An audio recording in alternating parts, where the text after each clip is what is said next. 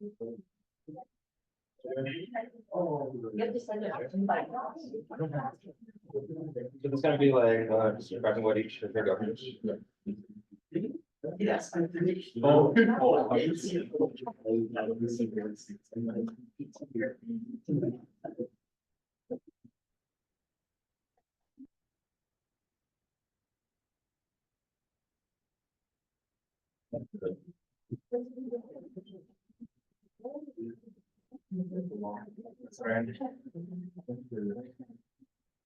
I think you said say something more, but, you asked her to, you said that, she said all of them, update all of them, name and afford.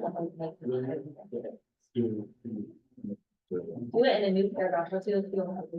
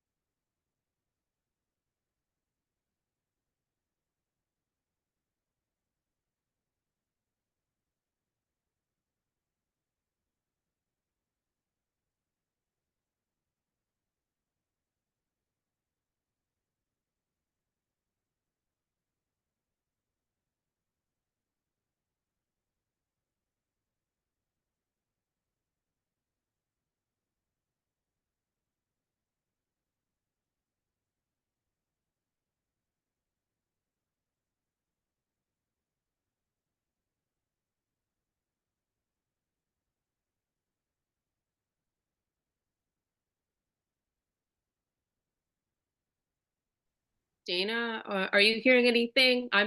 I'm seeing myself in the captions now, but there's no sound or caption showing for in person.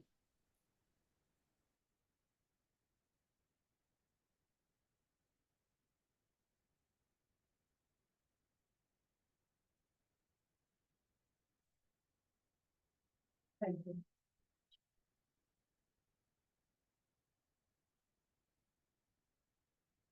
Okay, Jason, do you want to continue? Yeah, so I just want to ask the Senate and the public, when you read the student learning outcomes, is there any barriers that prevent you from being excited about the course? Because the purpose of student learning outcomes is it should be like exciting to take this course. Say like you see chemistry student learning outcomes, you should really go like, oh, I want to take chemistry because the SLO that I'll be able to predict reactions, something like that.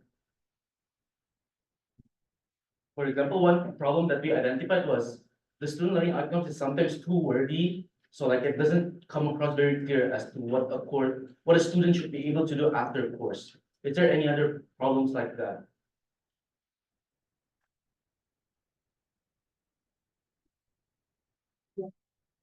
Yes. I'm gonna be honest, I don't read the student learning outcome. So yeah, Which is a problem because I also sometimes.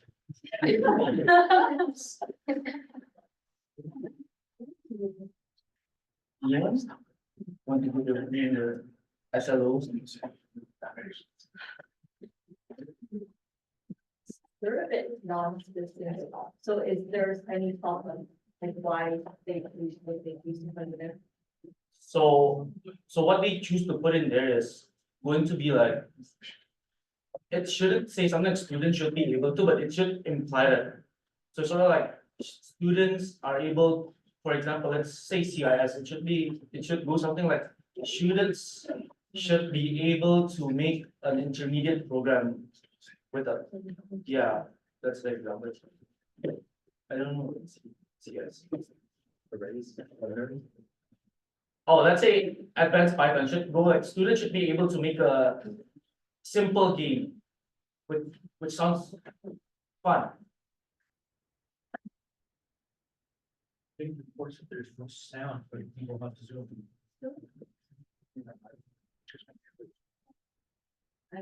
It's beautiful. I think it looks like we have. Yeah, okay.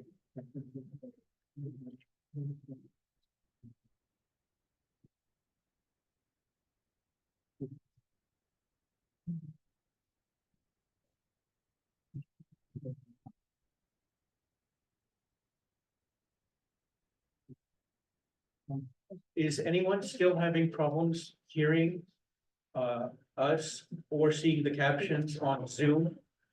The audio is working, but folks that are not right where Lydia is are still speaking at such a low volume that it's not catching for like in the captions or for folks online.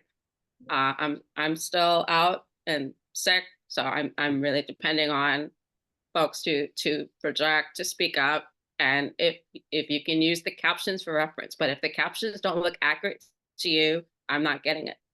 So if anyone that's not right by the presentation area, if you're speaking, if you're presenting for your committee and you're sitting away, you need to speak up. I recommend that if you are presenting something to come up here closer to the mic, and then also capture you want video as well. Okay. And then for those making comments, please project your voice so that we can hear, because even I'm having a difficult time hearing some of you speak. Sure. Practice your public speaking skills. There you go.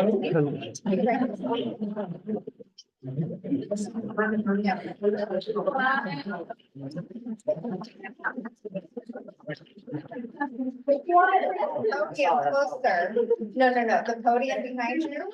That, yeah, it's a little heavy.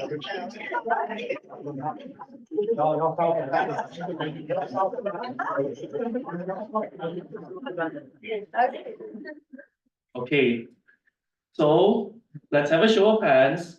Who here actually reads the student learning outcomes?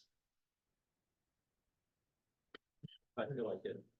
So Not reading is also a problem, but for those that reads the student learning outcomes, is there anything that you notice that makes the student learning outcomes either hard to understand or hard to be, it doesn't excite you as much as it should? Yes, Maybe you could use bullet points. bullet. I think it is. They are. Oh, Paragraphs. oh, yeah, it's too much sentences per bullet. Okay. And anyone else? Or do we just look like this? I want easier outcomes. Well, there's no difficulty in the outcome because the outcome is what the skills that you'll get, right? So anyone else that reads the SLO wants to give a comment? Yes, sir. I mean, they're kind of the same. For some classes, I'll read some of the SLOs and they're like, there's a lot of overlap. It looks like they don't end it. Oh, you mean like 1A, 1B, 1C, they're all, Yeah, they're all the same. oh, okay. So lack of distinguishment. I guess. This is a way. Lack of differentiation. Differentiation. But that's a math topic, though, differentiation.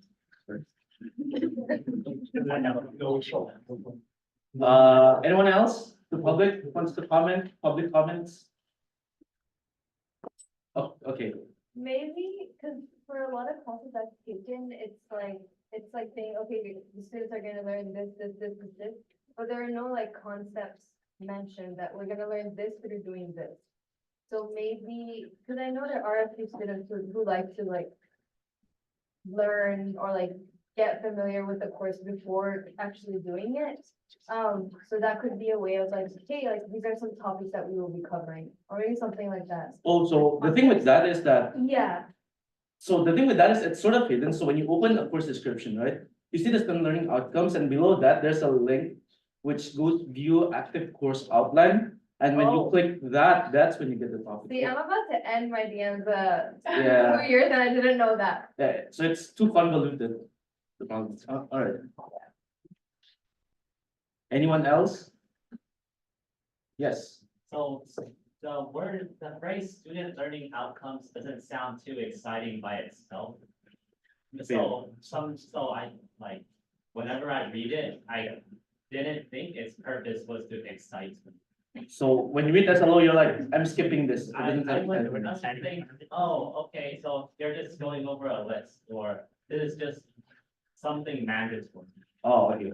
So maybe we could rephrase the whole thing, the whole student learning outcomes as student achievement. Ah. Student Write it down. growth. Exciting. Something more positive for them. Yeah, that's fair. Then they like have a better frame of mind. Alright, one more thing from the curriculum committee that we want to ask is that. Do you guys have any classes that seem to always have scheduling conflicts?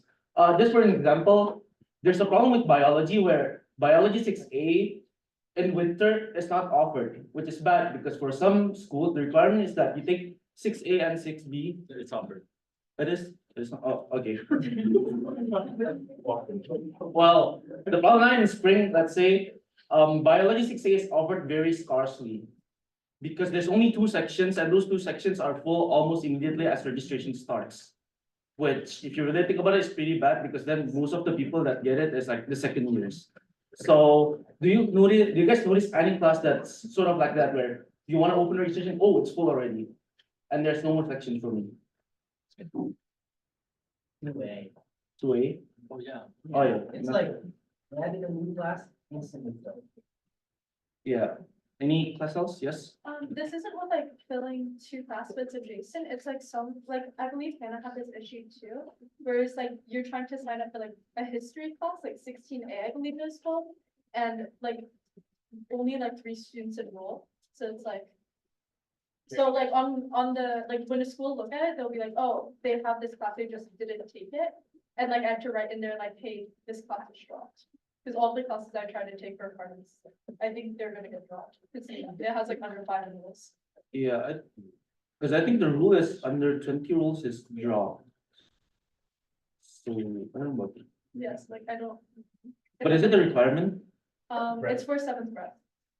Oh, breath. Yeah. We can talk about. Any other courses? That are of a certain problem? Nope. I guess that's it, and don't worry, guys, we are working on UCLA tab as much as we can. Probably have an update in like a month or two on that, right? Thank you. Huh? Yeah.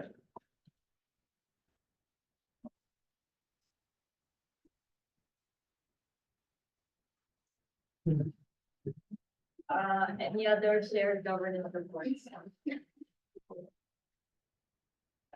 Neither. RAC met this Tuesday, 27, and we finally moved forward with the buckets, and every single high is moved forward to the college council, and now it's up to the college council to decide what to do with it. Any other shared governance report? Benjamin. All right. District Budget Advisory Committee met a week ago. We discussed faculty vacancies across Metro Indiana. As of January 24, there's $14.5 million in vacant positions money. And the Anza, between on that, which more. And permanent vacancies. They're open up from after the time of full-time faculty, and we discussed student enrollment trends across 2023 and basically, yeah. Did you send a shared governance report? Yeah. Whatever I could put it was. Are there any other shared governance reports?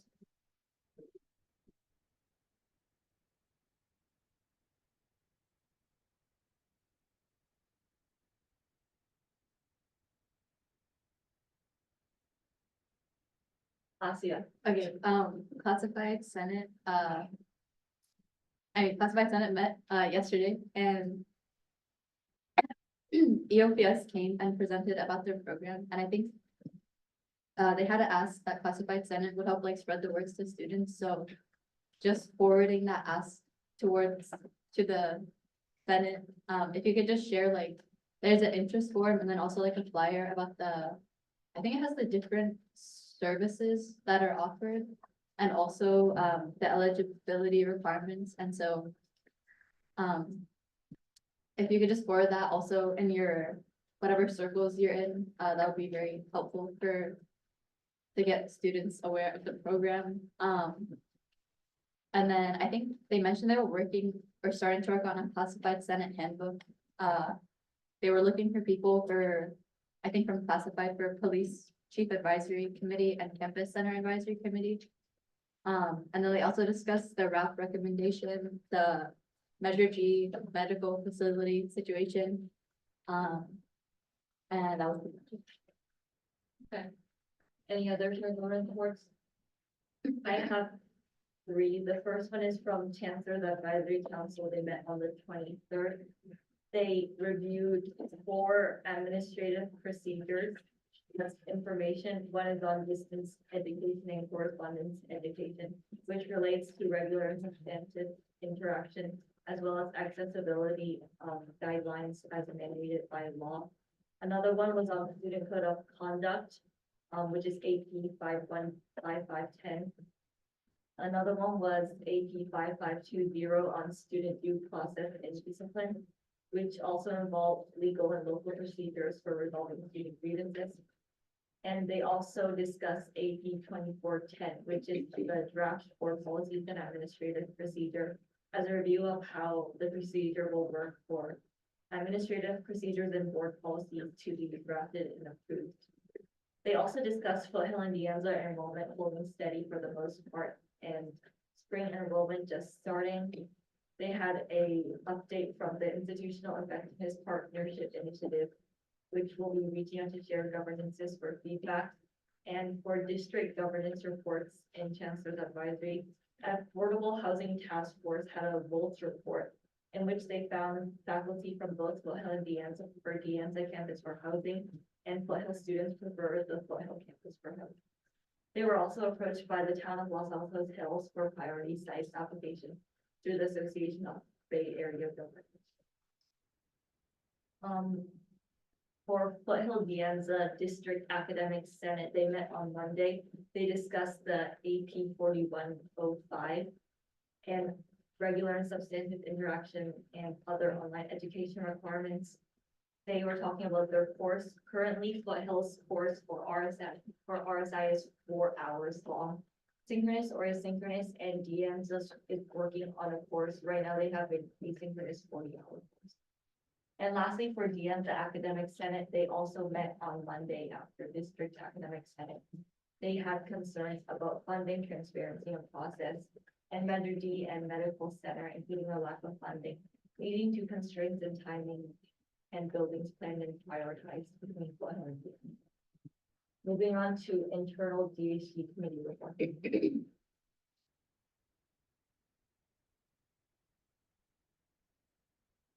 Anything? Administration didn't meet today, but we had the election showcase, so that's pretty cool. Enough. Sorry, we didn't meet today. I see, programs didn't meet today. Caitlin. So we have the elections post already. There's a reel about our introduction for our TikTok, so follow our TikTok. It's DHB Student if you haven't already.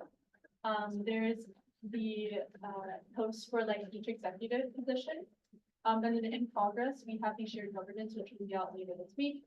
Student health services, the bike coordinator, and the events coordinator.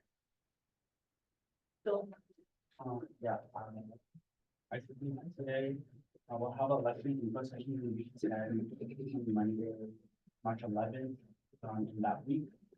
In the corresponding time, we're having a post on Instagram, and so it's come out about the post session very soon.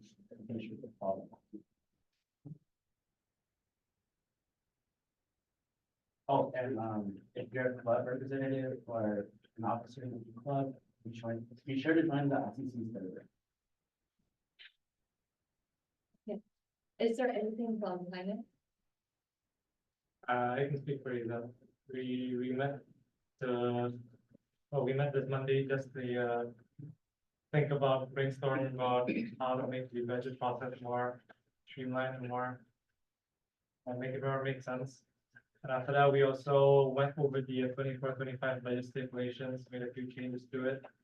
And we met to talk about the finance canvas video too. That's all. Okay. Moving on to consent calendar. Can I get a motion to approve?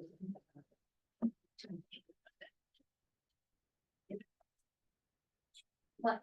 No. Oh. Yeah. It's- Okay. Kate. Moved by Ted, seconded by Kate. Are there any objections?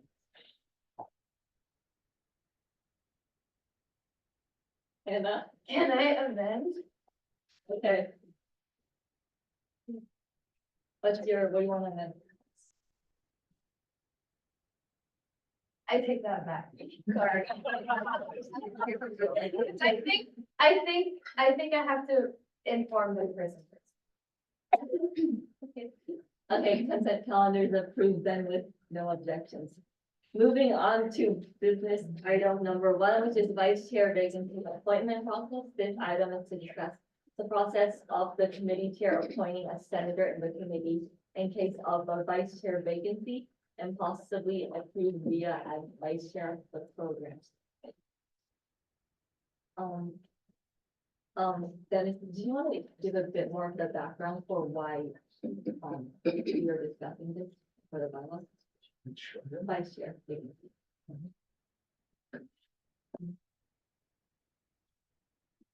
That's on the agenda. That's just something we need to discuss in admin and update the bylaws. Then once we update the bylaws, we bring it to Senate. Oh, I thought last week we were talking about. Okay. Hold on. Can you read the whole description? This item is to discuss the process of the committee chair appointing a senator in their committee to the position of vice chair in case of a vacancy and possibly approve the as vice chair of the committee. Oh, okay, so that was just specific to that. Yeah, so you wanted to, discuss, a different process for the vice chair.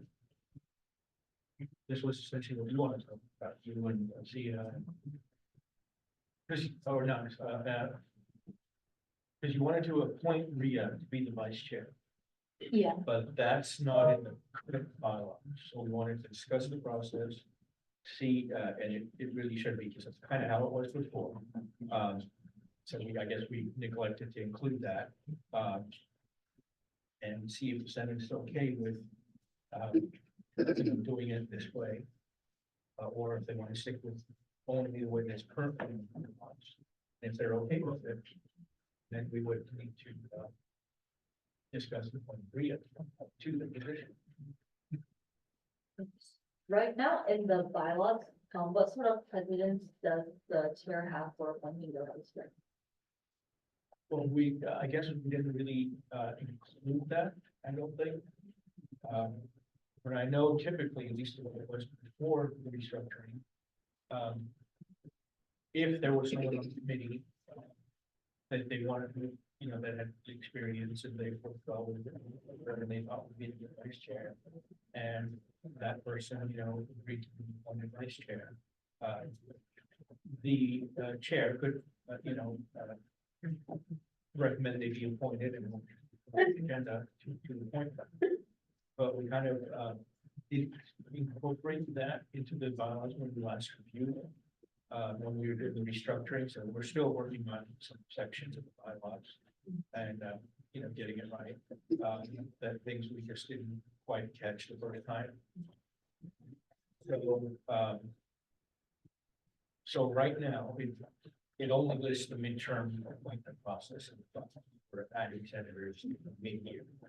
It doesn't list anything about vice chairs being appointed by the chair of the committee. So we just wanted to first, if the rest of the Senate is okay with doing it the way we did before, even though we haven't had a chance to yet.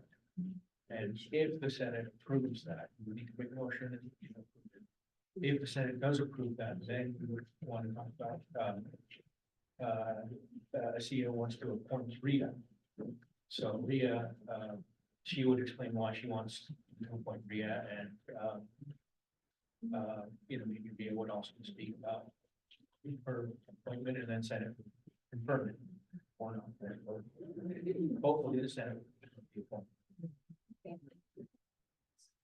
So as Dennis mentioned, this was how the vice chair was appointed before. So are there any comments, discussions, or questions on using this process again?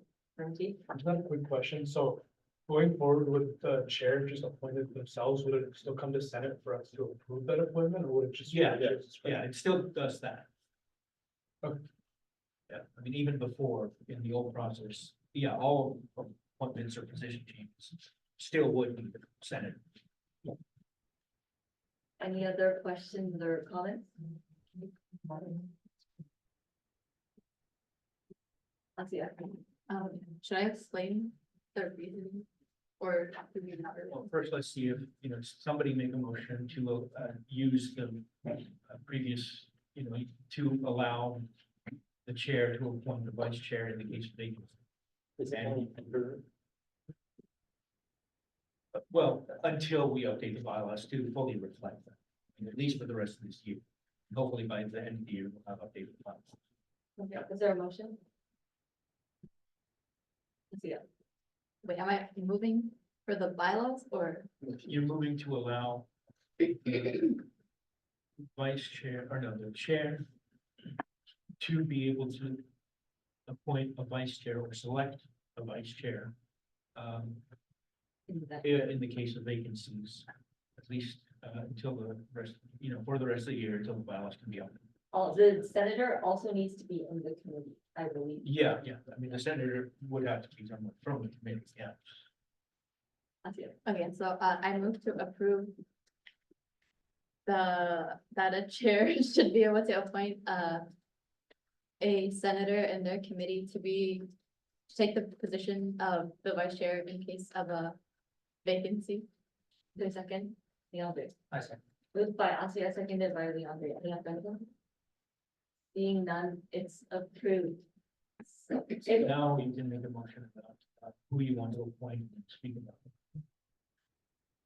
okay, so, the motion, I guess, would be that I move to approve Ria Randawa as vice chair of the program committee. The reason being that, I mean. well, Let's get a second vote and we'll go into discussion. Okay. Or I mean, a second, and then we'll go into discussion. Is that a second? Second. Okay. Will you, moved by Ria, seconded by Isaac.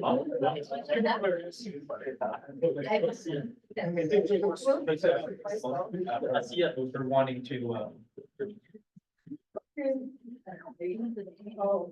oh, yeah. You know what you meant, though. Yeah, wait, then why was to discuss it if there's not mention? No, because, no, you said moved by Rhea. Moved by Sia. See ya. Okay, moved by Asia, seconded by Isaac. Are there any objections? We have to vote. Huh? We have to vote. No, we do no objections. I thought we were gonna hear from the chair at least. Do you want to say? I guess if no one objects, we don't have to. Yeah, I mean, she's obviously qualified and she's been taking she's been doing vice chair stuff anyway, kind of, so. Yay. Any other things anyone wants to say? Are there any objections to that motion? Seeing none, Ria is approved as the program vice chair.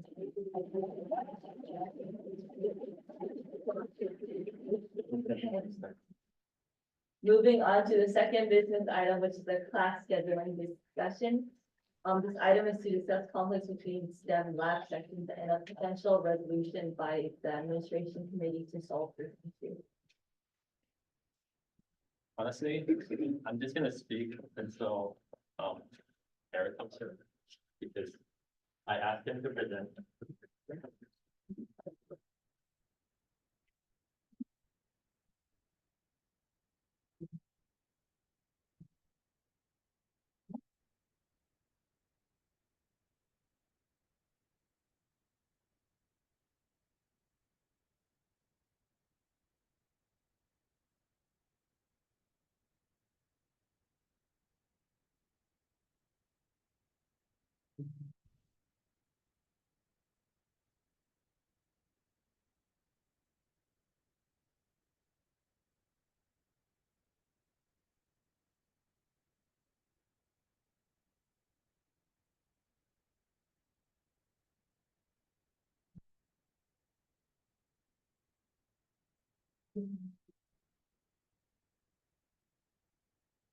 First of all, want to say the presentation is pretty bad. Honestly, I'm with the placeholder guy. But I know a bit. So basically, in as many other STEM majors, I don't really like the class scheduling here. Find it annoying. So I figured I want to do an investigation on it. So what I did was I asked for some data. And obviously we understand that to schedule a class for anyone who takes CIS 28, especially, you know that you need a venue, you need a professor, you need the students that you need to take them, you need, I don't know, stuff. And space and resources are limited sometimes. But what happens if the students are willing to take the classes, but they're not offered or they're not enough for them to take those classes? So what I wanted to do is I wanted to see, are there any optimization of resources available to see, are there changes or improvements we can make in terms of class scheduling to make student schedule better in some sort of way. So for now, do you have any questions? Any comments? Yeah, so basically what we did was we analyzed the class offerings in particular to lab sections for the physics 4 series, for the bio 6 series, Chem 1 and Chem 12 series. So these series, I'll just repeat it, is physics 4, which stands for physics which are calculus based. Bio 6 is just general biology. From mechanics to E&M, and then to waves and optics, and then finally to modern physics. And then bio 6 is general biology. I didn't take biology, so I don't know. Chem 1 is general chemistry level, and Chem 12 is organic chemistry. So just common grounds of those courses. I know there are other courses, Bio 40, Bio 10, whatever, but they all contain, so first of all, they all contain labs that last for 2 hours and 50 minutes. Second of all, they are highly important to STEM transfers. So if you want to transfer to like a UC with CSU or whatever, the chances are you're going to take at least one, and if not 2 of the courses, if you're trying to transfer for biochem or engineering, heck, even for like CS. So that's just some courses that is in high demand. So I did some assumptions. Students are unlikely to take classes at the same department. You're not going to take, so for say if you have a series, right? You're not going to take Gen Chem 1 and Gen Chem 2 at the same quarter. That's like literally physically impossible. So given the fact that a lot of students have to do different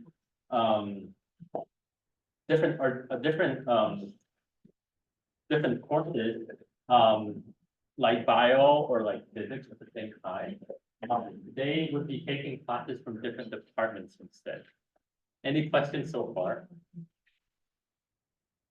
Okay, so I cross-compared the winter 2024 sections offered by those 4 series, and I cross-compared them with the class time of those courses. And I determined how many possible conflicts would there be possible for those courses to be offered from different departments. And I defined a collision. And a collision occurs when an amount of lab time overlaps with another lab time. We are not counting collisions between the same department, since students are unlikely to take classes from the same department at the same quarter. So basically, okay, let's talk about those demands first. Again, as I noted before, and it's from ASSIST, those classes are highly popular in engineering, in chemistry, in biochemistry, you can name it. But what we did was we analyzed it and we figured out, at least in winter 2024 alone, even with those 4 series that are not offered that many times, there are 90 collisions in regarding to the lab courses that have the same, that have colliding lab times. And I guess you can argue that, well, if the class ends at the same time and finishes at the same time, obviously the lab time is going to collide in between those courses. But by specifying lab courses to conflicts that occur within a 50-minute schedule, there's still 32 unique pairs of collisions that could occur. And as you can see here, there's 50 courses in total. So there's a unique combination of 32 courses that within a 50-minute time zone conflict that is prohibiting you to take those other courses. And this is limiting your availability in taking more available courses that could free up if the class was shifted by like, for say, a 50-minute or an hour block. So here's the lab schedule for the respective department for chemistry, for bio, and for physics. So if you look at chemistry right here, you can see that, okay, I know it's kind of blurry, but you can see that, oh, for say, Monday, Tuesday, Wednesday, Thursday, it looks pretty standardized, right? You're gonna have classes starting usually maybe at 7:30 or 8:30, and at 10:20 or 11:20, and then all the lab courses again start at 11:30 to 2:20, and then again 2:30 to 5:20. You're also gonna have some night classes starting at 7:30 and ending at 10:20. Again, looking at biology, it also looks pretty uniform. You're gonna have relatively the same time block across Monday through Thursday. But those classes start using the lab basically at the same time. And the same phenomenon is observed as well as in physics labs. Same time zone, same start time, same end time, and rinse and repeat. But, so they all seem coordinated, but what happens when you add them together? Bad things happen. Look at this. I don't know what this is. This is very clustered, let's just say that. And you can see there's no coordination. There's no coordination between those labs. You're gonna have 7:30 starts, 8:30 starts, 9:30 starts, 10:30 starts, 11:30 starts. I guess no 12:30 starts, but 1:30, 2:30, 4:30, 7:30, 7:55, 8 for some reason. I don't know why did they make it a 5-minute time block, but doesn't matter.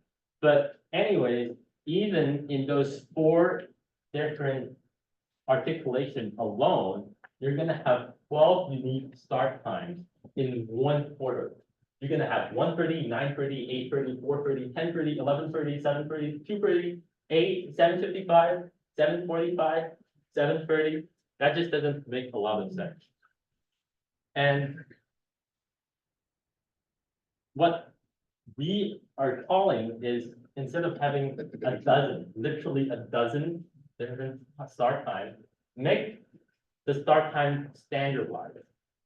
Furthermore, coordination between departments would be easier given the fact that the lab times is all 2 hours and 50 minutes long. By standardizing all the start times and end times, you're gonna be able to have a more efficient utilization of the labs because they're limited spaces, right? But by using the start time, for say, oh, every lab starts at this time, this time, this time, this time. You're gonna have 4 labs in a day, and that's how we're gonna run it across, for say, biology, chemistry, and physics. What you can do is you can reduce the close call collisions to 0, literally 0. What allows you is that you're gonna have more options to take different classes at the same quarter, which a lot of people, which I don't do, but like, if people wanna do a year transfer, 2-year transfer, 3-year transfer, they should all given the option to do so, and given the availability and the class scheduling in doing so. So this is a call for standardizing all the lab times for the lab courses at the end. Just something to consider, because I haven't considered it yet. First of all, dual instructor, how available they would be, right? Second of all, nighttime teaching and what date should they being considered at what time to start, what time to end. Because why would I want to stay on campus until 10:20? Maybe don't want to do it, but maybe people who work in the daytime, they would prefer to have a late start time and vice versa. So that's something that you have to consider. Also, would it negatively impact the availability of instructions via availability of instructors? Are students interested in taking those courses if the time slots are changed? Those are considerations that we have to consider. But yeah, that's basically it for now. I don't know why it's concerned, but basically takeaway, right? There are many conflicts regarding the class time. I'm sure, at least I have complained about class time, and it could be really rough sometimes. And I believe that there could be improvements to be made. We did a survey in administration, interviewing over 160 people, and we had 30% of the students experience class time scheduling problems, which we would like to reduce. I believe that there should be a scheduling existing, a coordinated effort within all the departments so that students can have more options to take away the classes they want. So yeah, that's it. Thank you.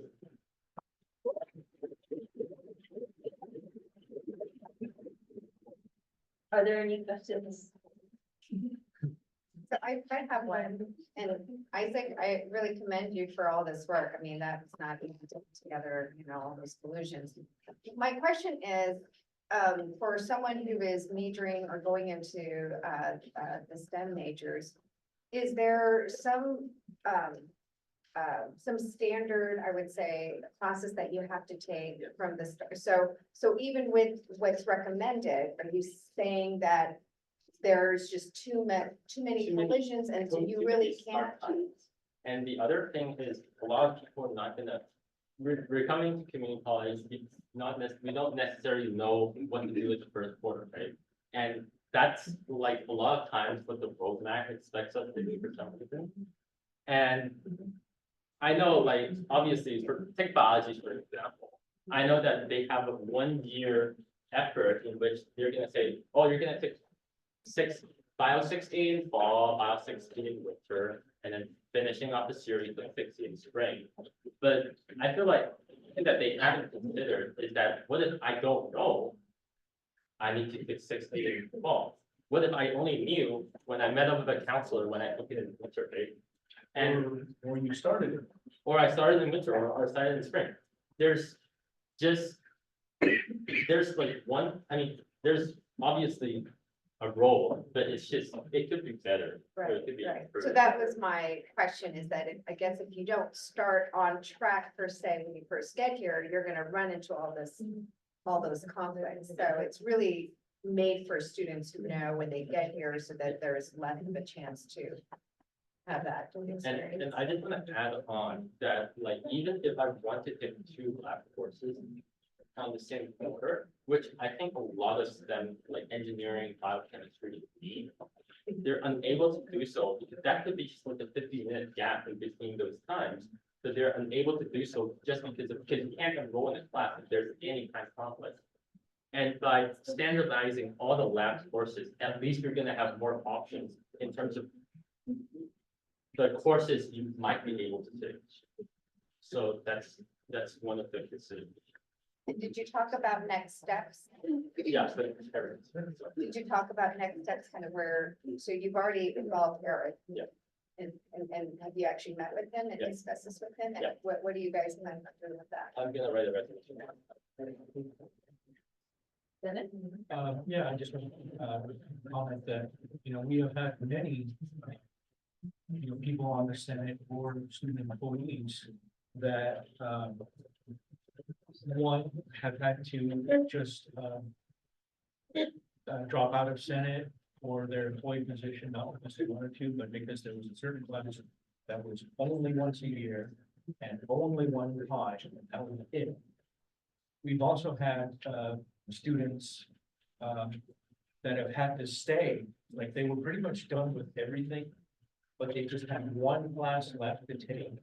And they had to stay for a whole year just for it to come up again.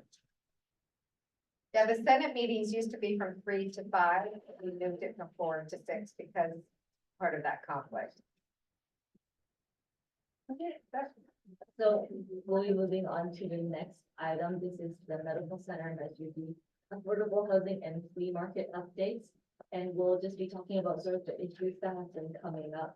And Eric Woodbury, who's the president of the DASG Academic Senate, has agreed to present and share some of the issues we've been hearing on the college and district. So Eric, are you here and available to present? I am here. I thought I'd have a few more minutes to get to someplace where I'd be able to present a little more efficiently. But I can absolutely start and then work on answering questions. I guess I didn't realize that I was going to be the sole presenter of this item. I thought I was coming here to support some other people, but I can absolutely give an update on where we're at with this.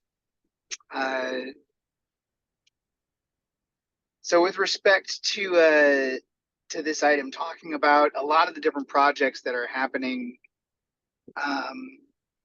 in the district and at our college in particular, Measure G has been something that we've been discussing for over a year now, and it has a lot of really pronounced impacts on our campus infrastructure.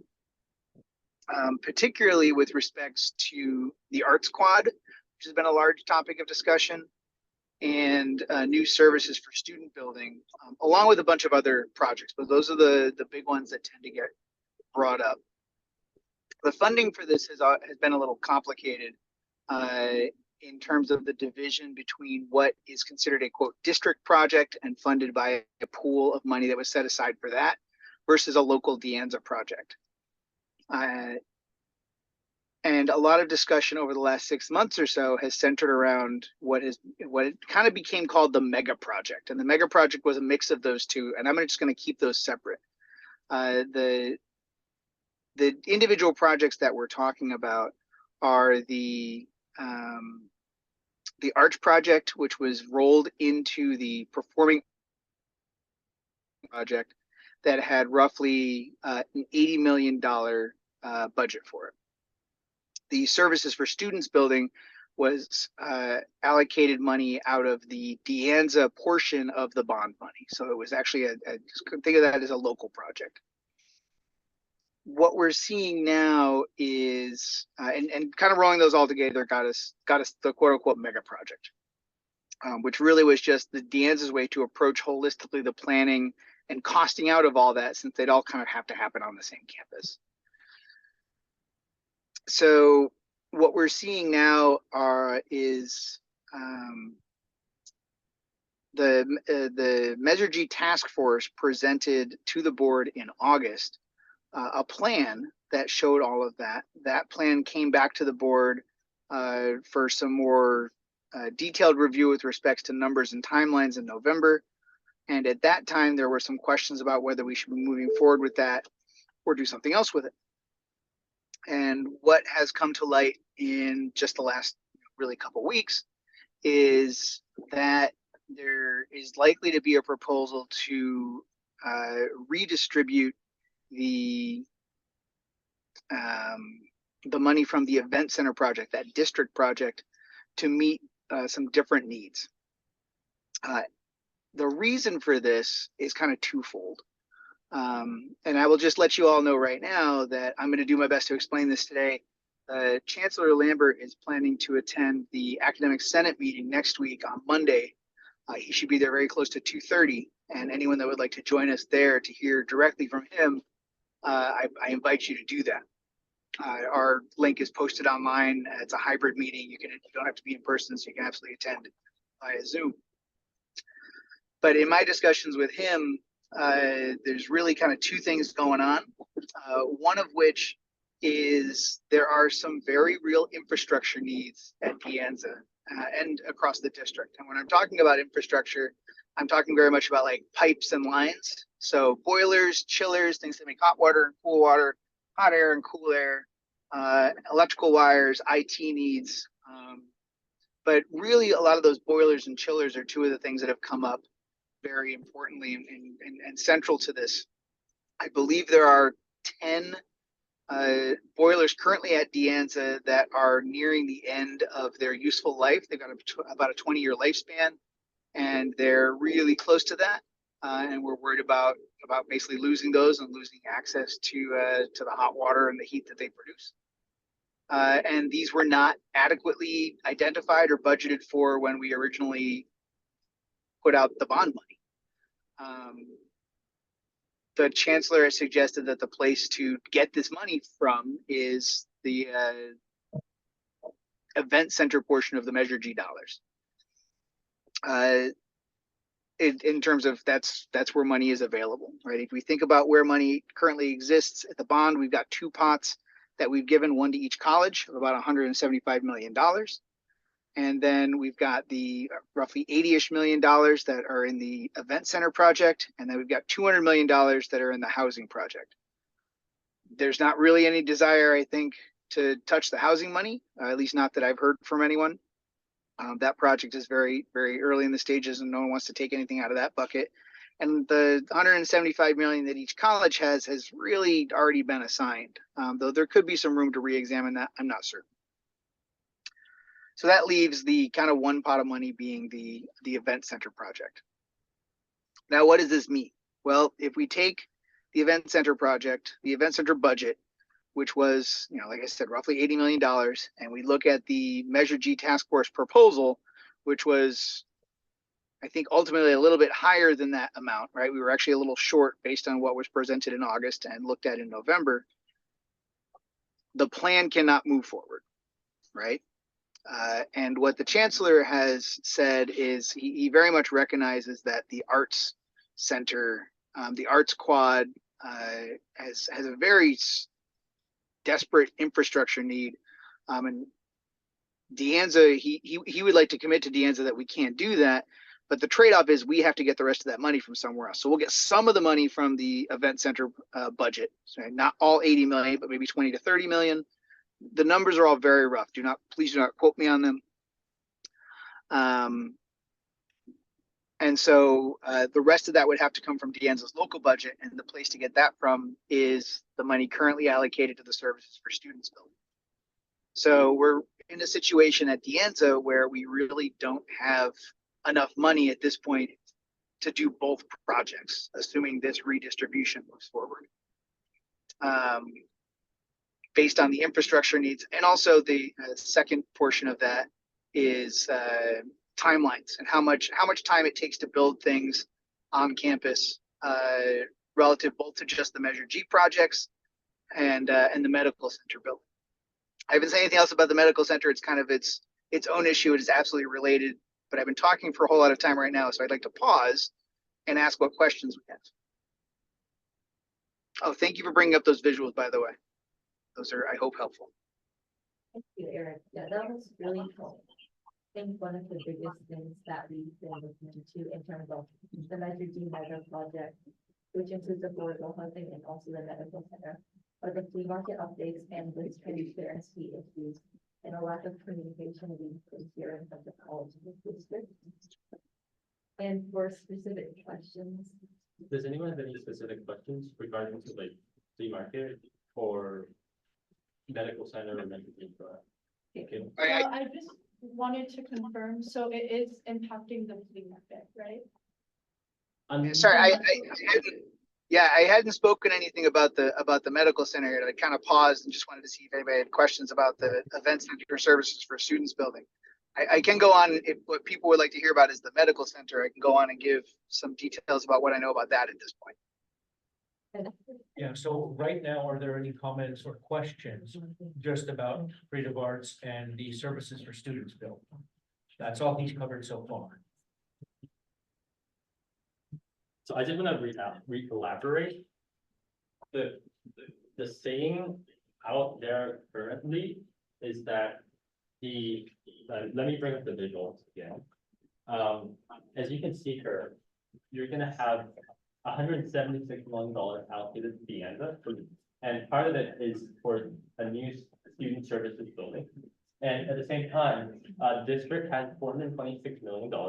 And part of it, 101 million of them is allocated to the demolition of the Flint Center, as well as a proposed events / arts complex. Before Measure G, well, before the Measure G. Just an event center, that's all we proposed.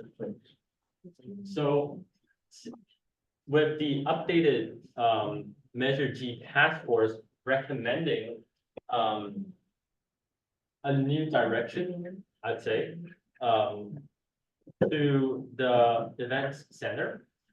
The $87 million that is reallocate that remains after the demolition of the Flint Center. That money is is basically at risk as being split up between the Anza campus, Foothill campus, as well as district. I believe the current proposal, and correct me if I'm wrong, Dennis, is that out of that $80 million, $20 million or $30 million is going to go to the Anza. Eric would have more. information Yeah, Eric, about do you wanna cover that?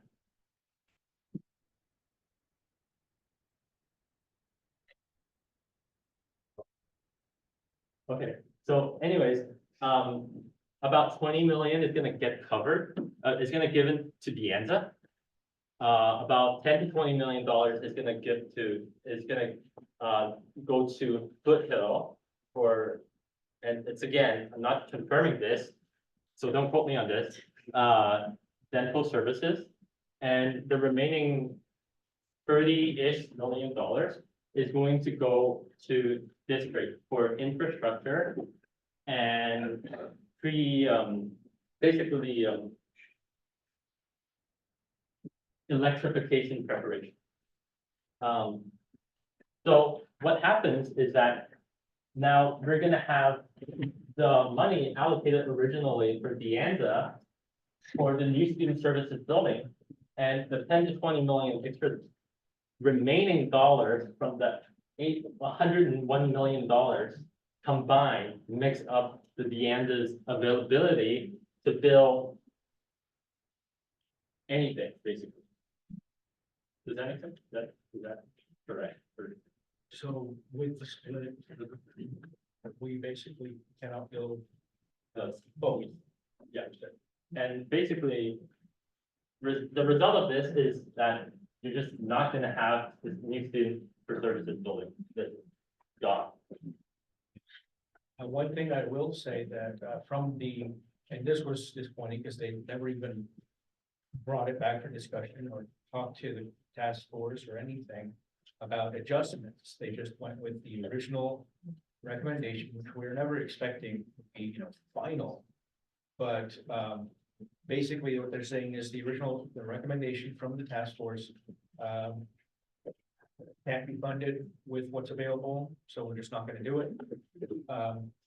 Although, the task force, again, was not expecting that to be considered completely final and was, prepared to discuss with the district. Okay, if we can't do all this for the 80, whatever million, 87, is it?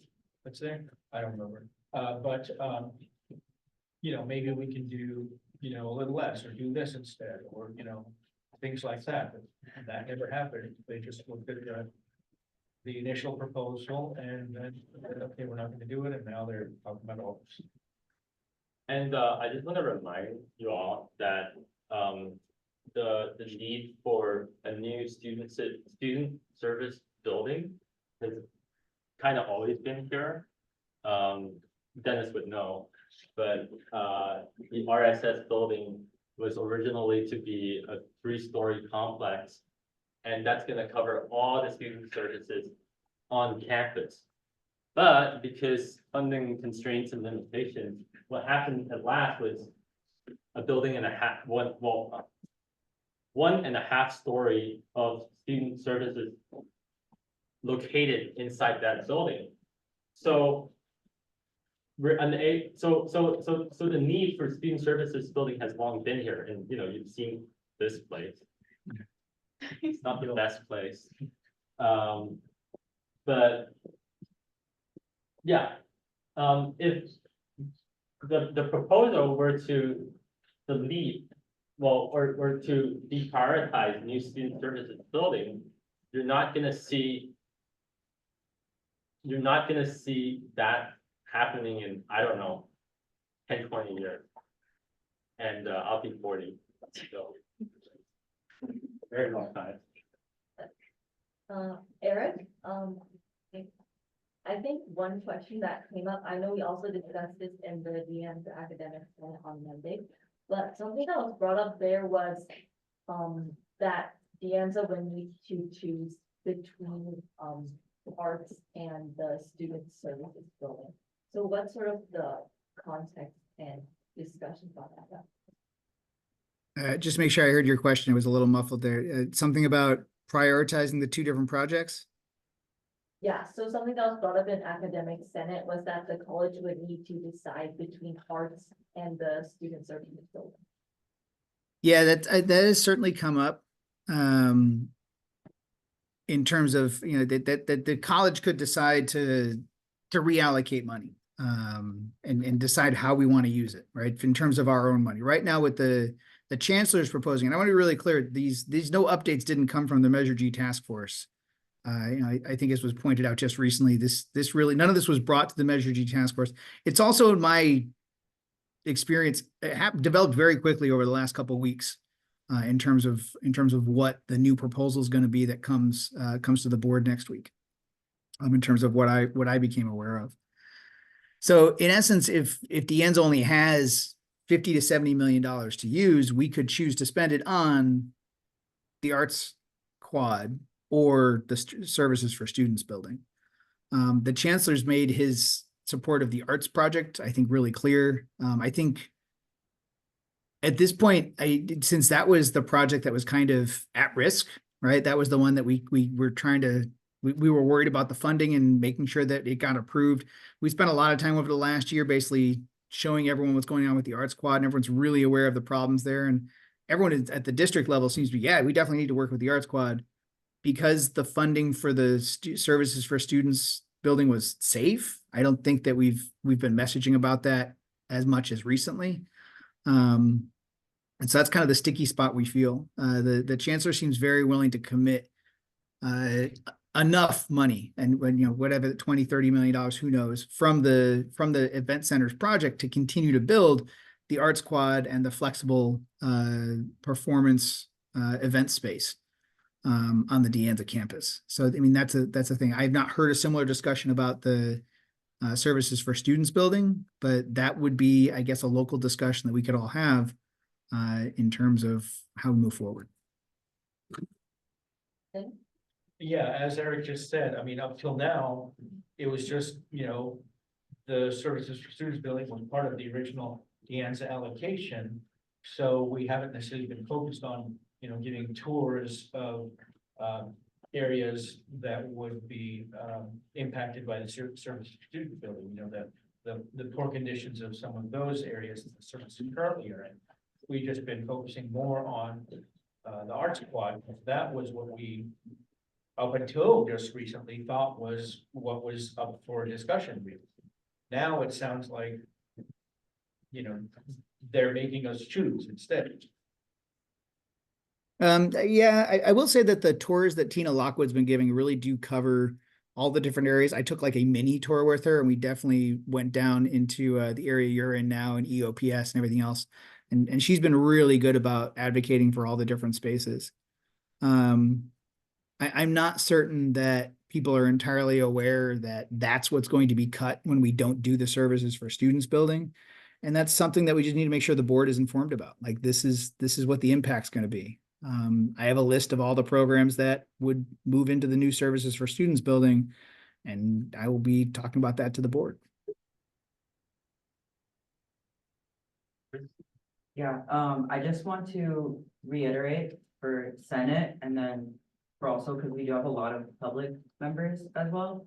The best thing that we can do as Senate and students of De Anza College would possibly attend the Board of Trustees meeting on Monday and give a public comment opposing this reallocation. Am I not wrong?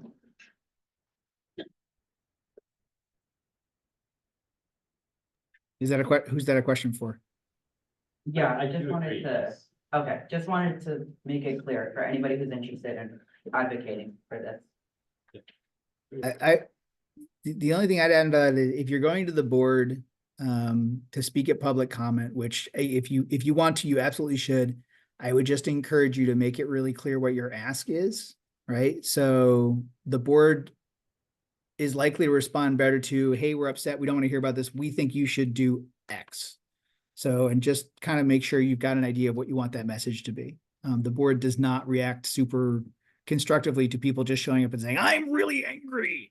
So you just want to make sure that you be really angry, that's fine too, but at the end of your statement, try to have something that says, and I think you should do this as constructively as possible.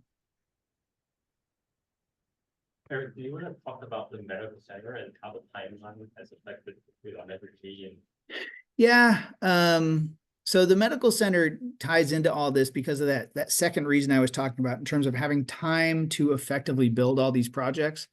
And that's been the initial argument for why we might want to think about redistributing funds.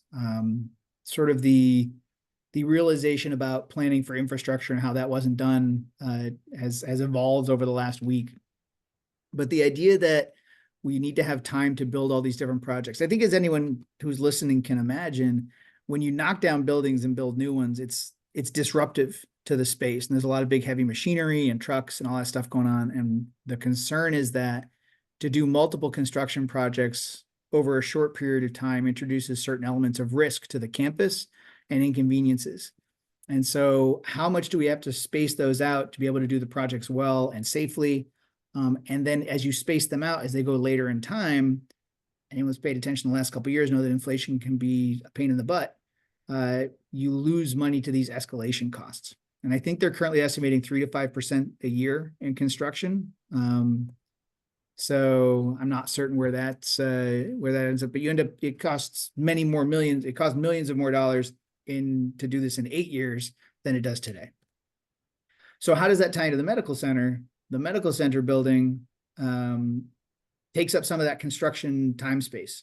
It's a big project that's currently slated to go into, or proposed rather, for parking lot B, which you all know is where the flea market also occurs. There was a presentation at the County Board of Supervisors yesterday morning, I believe, where they presented a proposal. I have a copy of that proposal. I don't recall if I shared that with Lydia or not yet. I apologize if I didn't. And I can totally send that along to you. Okay, seeing some yeses there. Where they kind of showed the different proposed footprints of what was potential for that space. And with or without a parking structure attached. The district seems very supportive of this, and by district I mean the Board of Trustees, rather, excuse me, and the Chancellor. I was a little taken aback by. I really felt that we as a college was told, nothing is settled, nothing's been decided. We're just looking into this, and the message that I was getting instead from administrators the last couple of weeks, really clearly over the last week, was that the train has left the station, and this is decided, this is happening. So from our end, it seems like, or from the district's end, it seems like there is a lot of very solidified support behind it, and I feel that there's not been the response to the questions and concerns that have been raised. And that is going to have an impact. Like there was the question about the flea market. Well, based on what I know about how your flea market is set out, it's going to go right in the middle of it. And I know we've been asking about that, and we've been told that there's going to be some way to mitigate it, but I haven't heard what that way is, and I don't think you have either.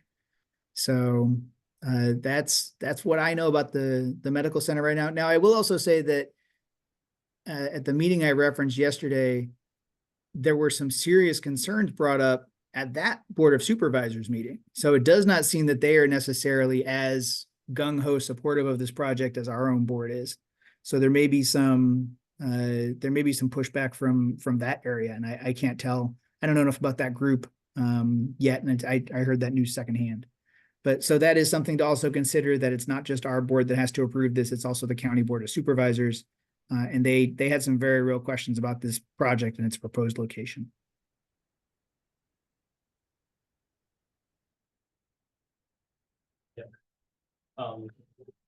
And I mean, as you can see on this map, right, it's definitely gonna impact the flea market. And as you guys all know, flea market is, student run. So if the medical center were to be planned to be built, at least in construction, and even after construction, it's gonna be detrimental to the flea market. Ian, Javier? Yeah, can I make a comment? Yeah, because I spoke about this with the board secretary yesterday, Carla, and she said that, I'll literally quote herself. She said that the flea market was adaptable in the sense that we could move the flea market to somewhere else on campus. But how? Where? She didn't mention where specifically, but she was suggesting maybe like the parking lot in the back where like the science squad is. That's one location. Who made this comment? The board secretary, Carla me. I think we can put the 300 vendors in main spot. I'd like for them to come this Saturday and look. Maybe not this Saturday because it's raining. So again, right, what if the medical center were to be built here and Oh, okay. and if that were to be built, what's gonna happen to the flea market? I can't say, but it's probably not a good outlook. And yeah, that's a big part of our student government. And we have 2 flea market coordinators. A lot of vendors, right? A livelihood depends on it. Even student part-time jobs, right? We pay for them. A lot of people get, especially international students, because I'm one myself. They get their social security number, everything from that. And if the flea market were to not exist because of this thing, right? What's gonna be? We have to figure some sort of way to figure it out. Yeah, some sort of. Well, yeah, thank you for Isaac for painting that, and I'm gonna invite Dana to also maybe speak on this too. But if in fact this medical building is going to be built right there in parking lot B, that is the heart of our flea market. So I'm not sure where they are coming up with this. We have an alternative space on campus, because if you've been to our flea market, it's huge. Aside from the benefits that it brings to us in terms of student employment, we hire anywhere between 10 to 15, mostly international students, but the position is open to all students that's eligible to work. And the money that we're able to generate, that goes directly back into our college, right? So all the different programs and services that you all just deliberated over. But it is it's an event that's been in our community for over 50 years. And I have heard from our the people who come to our market that I'm bringing my grandchild now, because I used to come here with my parents when I was a kid. So we are doing, I think, a wonderful service to our community, and we are well known far, far away. Like, people come from Oregon to work at our flea market. And so it's more than just the impact that it has on our campus. But I think we need to also raise and show, our leadership that this is a wonderful town and hall gown relationship. And if we don't have the flea market, that's a huge event that we're saying to the community. Essentially, we don't care that we've been around for 50 years or that you've worked at this market for 20 years. And we certainly have vendors who've been here for a long, long time. And for many of them, it is their livelihood. This is what they do to bring income to themselves and their family. So I'm gonna, really encourage all of you to come to the board meeting on Monday. I know, I don't know, Lydia, did you put out the message to the senators the other day?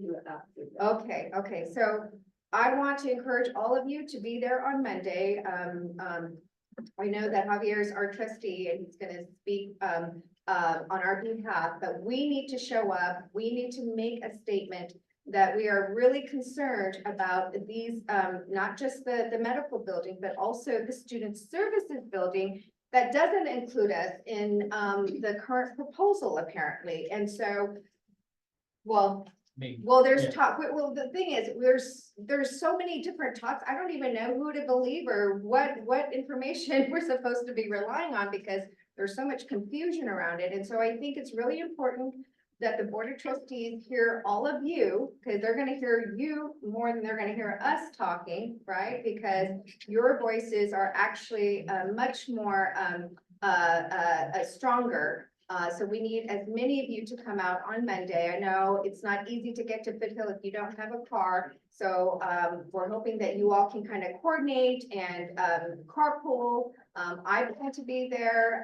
I know that a couple other professional staff will be there on Monday to really just show a unifying kind of voice that we are concerned about some of the proposals that are currently laid out.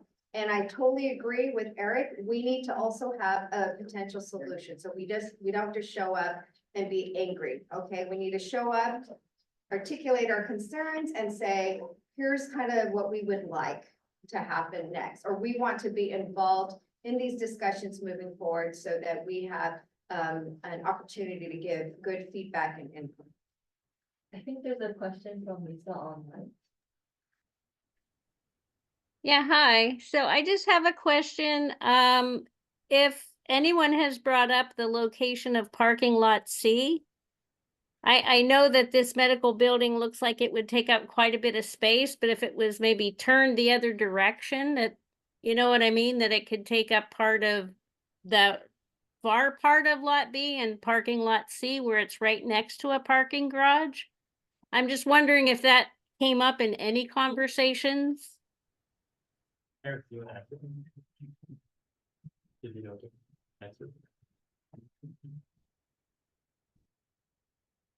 Did he hear you? Eric, do you want to? I'm sorry, could you, I missed part of that. Like my connection was choppy. Could you repeat the question, please? Oh, I'm just wondering if parking lot C has been discussed as a possible location for this medical building, where it's right next to a parking structure anyway that my understanding is not very much, is used very much, especially the upper levels like 2 and 3. I don't have a really good answer for that in that I wasn't involved in any of those studies. I know they've been done, and I know that there were a couple proposals that were floated about where to put this. And after evaluation by the administration and or others at district, again, I don't know who's exactly involved in that. The lot B site was determined to be the most feasible. And that's what they've been moving forward with in terms of testing and determining it. I don't think they're looking at other sites. I think the site selection phase has more or less happened in terms of where they think it's best to put it on campus. Well, that's too bad that they got no input from students and a lot of the faculty and staff that work here. I feel that there's definitely was something that was missed. No, I mean, this was just missed. Like, I just feel that, yes, you're correct. There's not been that amount of outreach. Where was the town hall about this? Where was the outreach to get feedback? That's been really missing. And it's the thing that honestly has worried me at this point, because to hear that we're still talking about it. I thought that piece was coming. And now to hear, oh, this is a done deal. I just feel like we've been cut out. Yeah, one more thing is that I received some information from him during previously and also in the college council meeting, I believe last month, about the impact of the flea market sort of being compensated by being part of the ground lease. So it was this question. But from that, we haven't heard any sort of solid statement or how this would sort of. Like, you know anything about this part?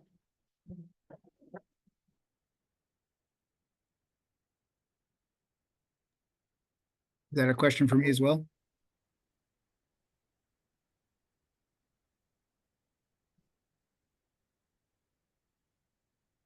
I'm sorry, what,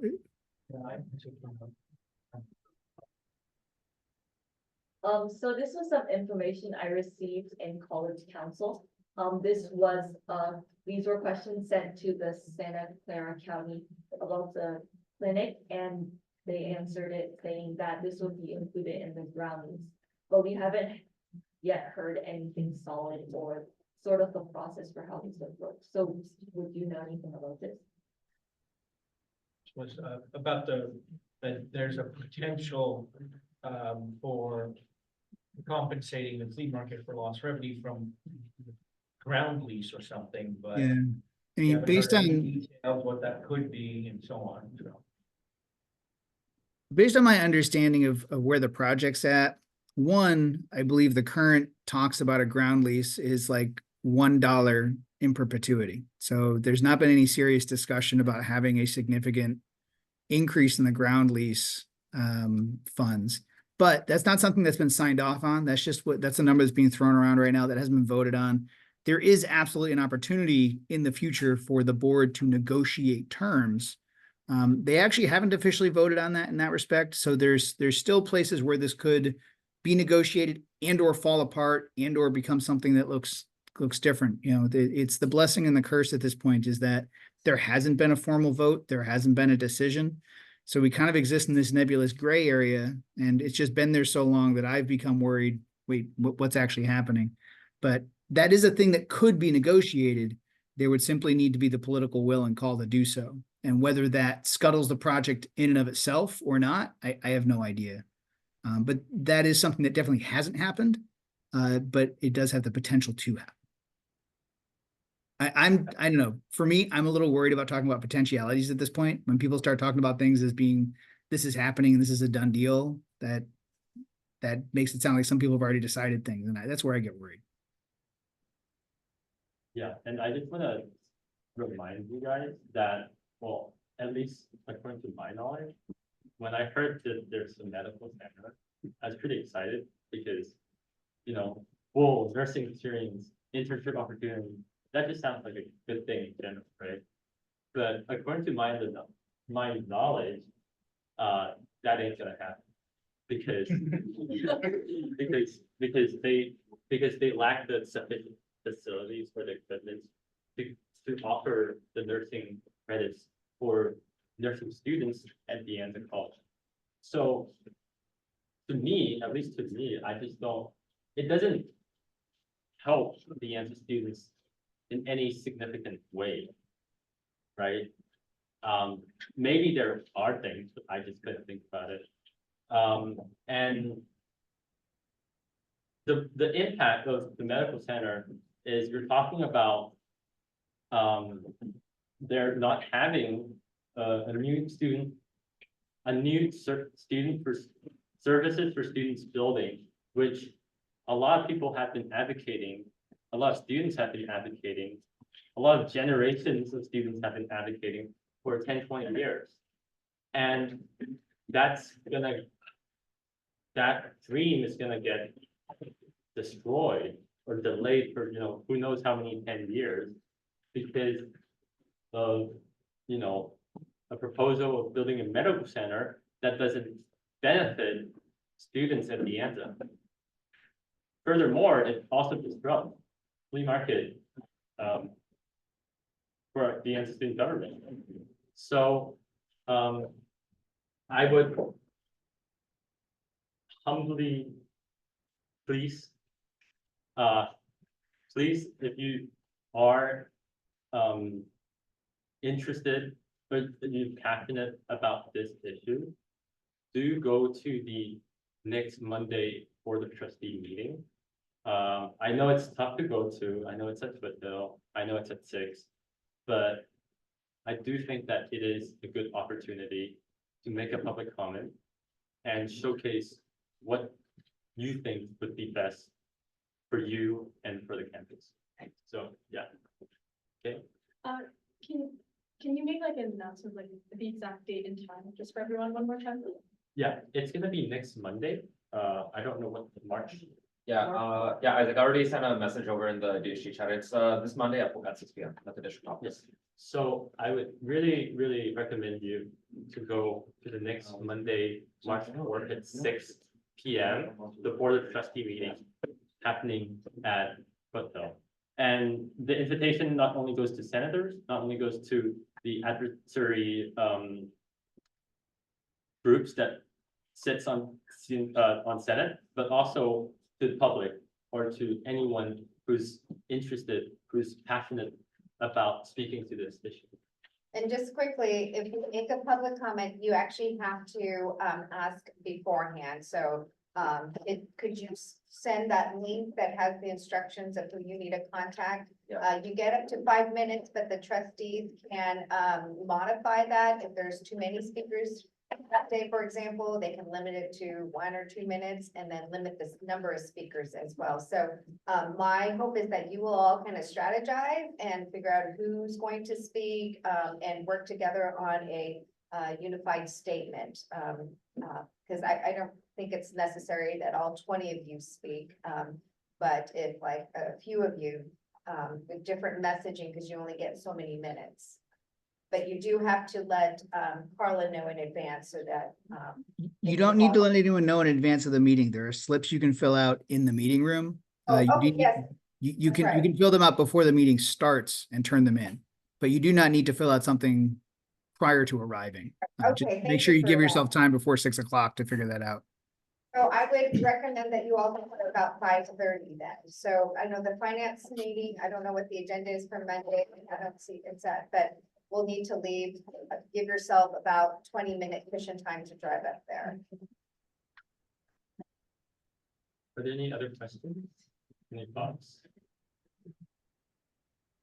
I'd like to just reiterate one thing. If you're contemplating going and you want to give a comment, just keep in mind that there were really the two issues. One, the proposal is to reallocate some of the money to cover infrastructure issues at the colleges, right? So just keep that in mind when you're trying to say, what is your idea for should we just not do that? Should we take money from somewhere else? Should we pick one? Should we have to pick one? So I just encourage you all to think about that. Because if you just show up and say, well, we want a student services building, you might get that, and then we might not have an art squad, right? So just, I want you to keep in mind what you're asking for and what message you're trying to put forward. And it should be whatever you want. I'm not trying to tell you what to say. I want to be really clear about that, but just make sure you have a clear idea of what your ask is. Yeah, and so, yeah, just following up on that, yeah, just remember there are two specific issues. They're not necessarily related. There's the Measure G funding, and that's about, services for student building, creative arts, event center, and so on. And then there's the health, center or health clinic, whatever, and that's separate from Measure G. That's not the same thing. So just remember, they're two separate items. Yeah, and currently I anticipate the Measure G thing to be on the agenda, and I am not certain that the medical building will be on the agenda or not. So the public comment for those would occur in separate places. And I think you can speak on both since they're separate items, to be clear. If one is on the agenda and one is not, or if they are listed as separate items, I believe you can have a public comment on both.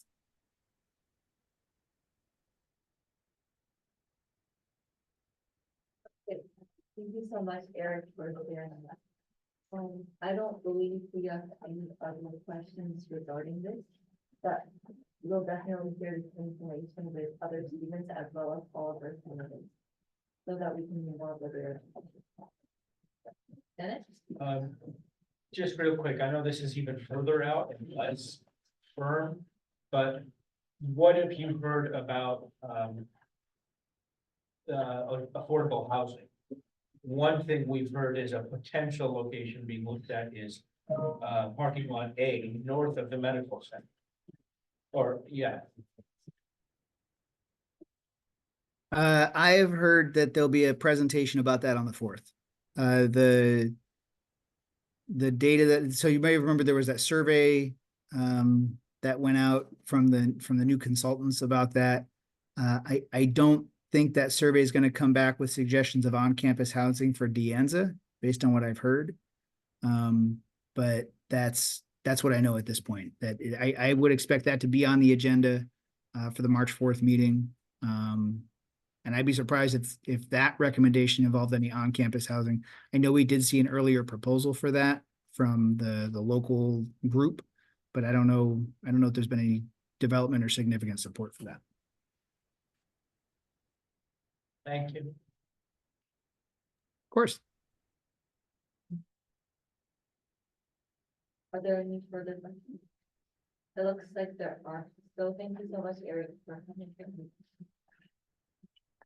Thank you all. And as a reminder again, if you'd like a preview of the board meeting, particularly as it relates to Measure G, Chancellor Lambert will be at the Academic Senate meeting next Monday. I think he's gonna be first thing on, so sometime around 2:30, 2:40 in the afternoon. So join us then if you're able. Otherwise, thank you all for having me and let me share this time with you.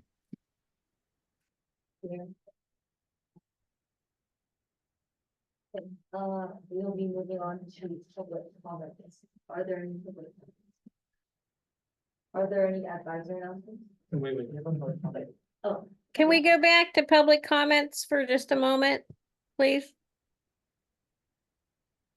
oh, Lisa?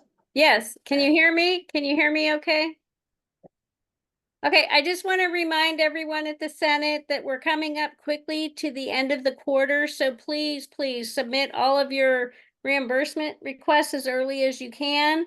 Our office will be completely closed during spring break, so nothing will be processed. We won't be open remotely. So if you turn anything in during that week of spring break, it will be sitting until spring quarter begins in our email. Okay, thank you.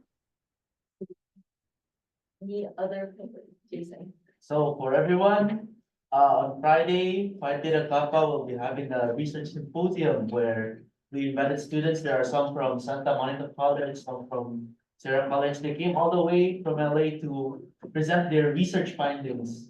So they work with faculty. One of them work on like electromagnetic speech, some work on biology, some work on humanity. So the event is going to run from 1:30 till 6, but feel free to come midway because I know it's a very long event. But it's gonna be fun and it's a good way to see like the research of like, because this event is exclusively for community college students that did research. So it's a good way to connect with people that are into research, and so you can sort of ask them like, oh, how did you get this opportunity? So it's gonna be a fun experience. Are there any other public? Oh, wait, can I add something? Also, if you do want to attend the symposium, please actually, RSVP, it's on our Instagram, Alpha Sigma Alpha Dianza. Because we want to make sure there's like enough space for everyone. And one other thing is that refreshments will be provided. So if that motivates you, there's that. It's not refreshment, but we're bringing pizza, but this happened. Chris?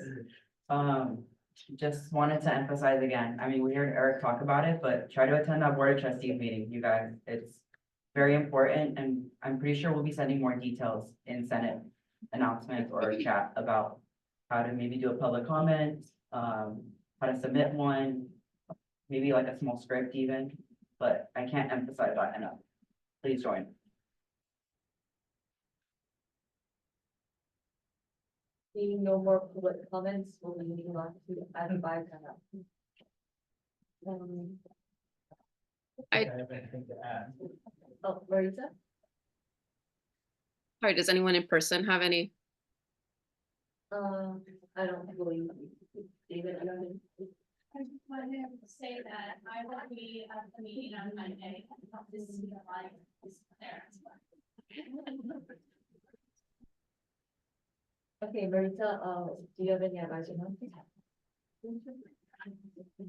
Yeah, since I couldn't catch the advisor announcements earlier, I'm still out sick. I'm doing better than last week, but still, I feel like I'm probably not gonna be back in the office until March 11th, because I'm gonna be out of office next week. So if you do have anything you need from me, please make sure to email me before the end of the workday Friday. Otherwise, I'm gonna be out next week. So anything you need, please try to redirect your questions to, other advisors. Club related things, please redirect them to Malia or the secretary email, or Dennis for like special event requests. So just keep that in mind. I'm not gonna have access to email for the week. I'm doing my best to keep up with email, but also like rest and stop being sick. I apologize if this was already brought up by the other advisors, but just as the main person who handles event requests and works with facilities, I just want to emphasize, please remember to request rooms, request tabling, request equipment, right? Those are resources that you are one of many groups that request, right? There's time and labor that's done to set up tables.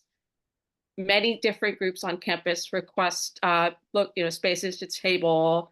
ICC had to move our meetings to another room because of the council chambers being double booked, right? Like obviously DSG has dibs, but when it comes to one-time events that are not meetings, you have to book them. So like if that's not done in the future, we're just not gonna be able to approve it. But do keep in mind that myself and Dana are typically the ones that are in the most direct contact with facilities. So when we get something very late notice, and that's a very bad inconvenience for them, we hold the responsibility as your advisors, but know that we get the very strongly, sternly worded emails and communications from facilities, from our colleagues. So if you can, out of respect to us, please make sure that you are timely and mindful of requesting space and equipment from College Life. If it's not in your DSG Senate Lounge, right? If it's in the club room and if it's in Office of College Life, you have to take the time to request them from us. If you're not sure how to do that, just ask. We're happy to help with that. So I want to make sure that's set. Okay, thank you so much, Dana. I think we'll definitely keep them in mind, especially when we work on all our programs and events, and we hope we feel better. So seeing no more advisor announcements, we'll be moving on to introduction and approval of prospective senators. If you're interested in running for a midterm position, we have 5 positions available. We have events coordinator, bike program coordinator, vice chair of administration, legislative affairs liaison, and social media officer. So everyone who is interested in that, if you could please come up and write your name and the amount of meetings attended in this time.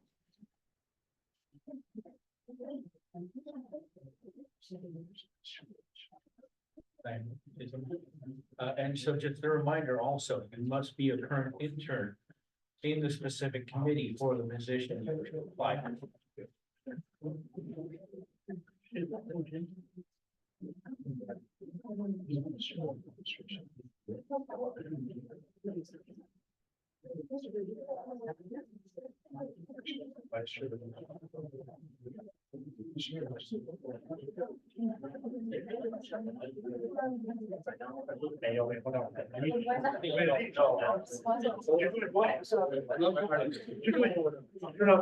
Site program coordinator. Hi, my name is Eddie, and I'm running for the legislative rating here. I can be there.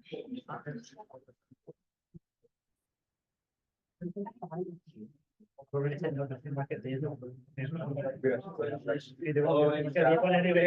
social media officer, this is my first meeting. Hi,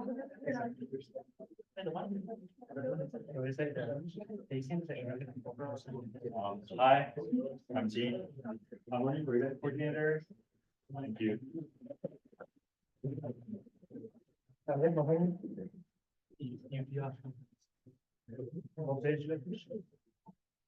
Hi, I'm Manish, we're running for bike program coordinator and domestic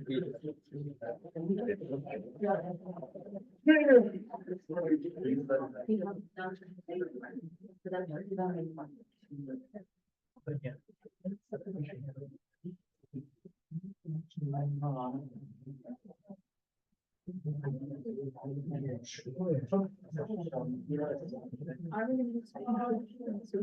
Hi, I'm Allison and I'm running for social media officer.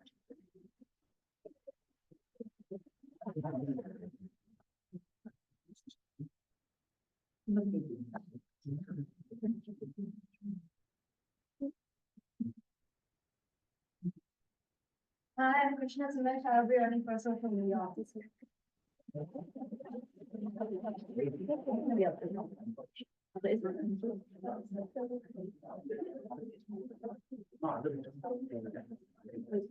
Hi, I'm Victor. I'm running for social media officer. Yeah.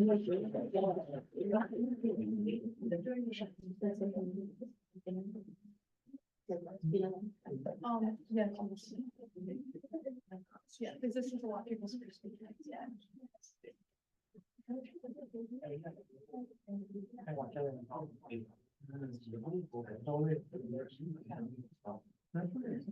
Hi, I'm Thomas. I'm running for social media officer. Thank you.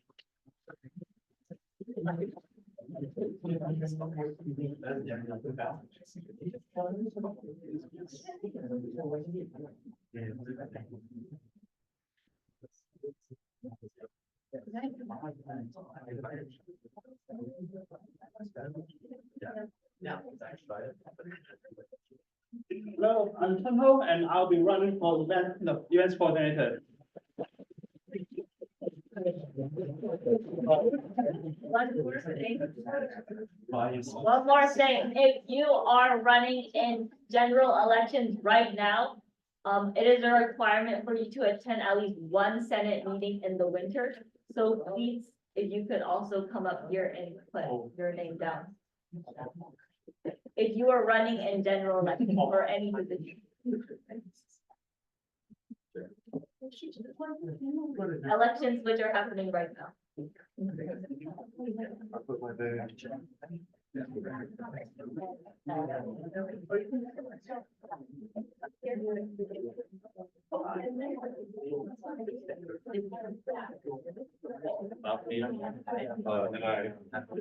Hey, I'm Joe. I'm running for president.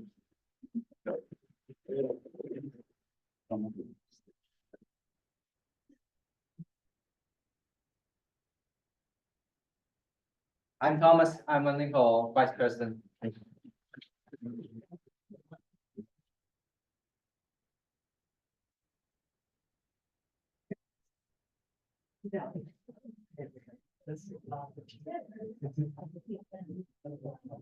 Hello, I'm Yan Ming, and I'm running for chair of finance.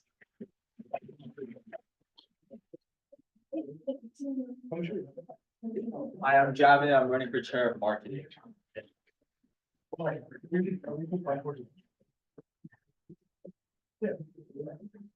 Hi, I'm Victor, and I'm running for chair of marketing.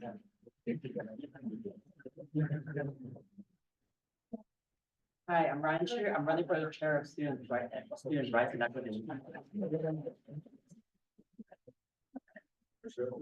Hi, I'm Holly Krebler, and I'm running for chair of charity. Are there any other prospective visitors or people who are running in general? Being done, I will adjourn this meeting at 5:56.